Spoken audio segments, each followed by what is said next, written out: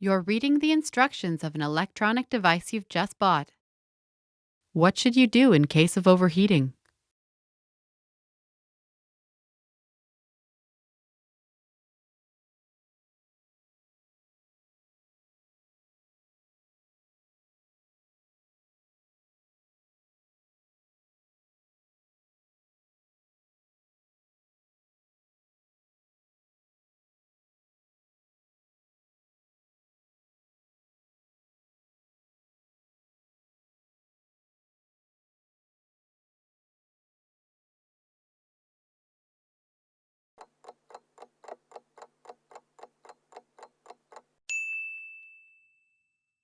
What should you do in case of overheating?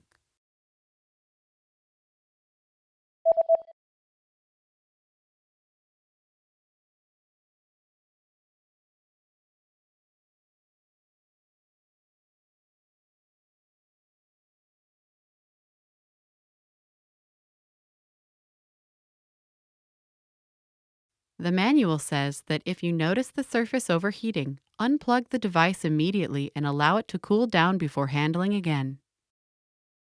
표면 과열이 발견되면 즉시 장치를 분리하고 다시 만지기 전에 냉각시키십시오.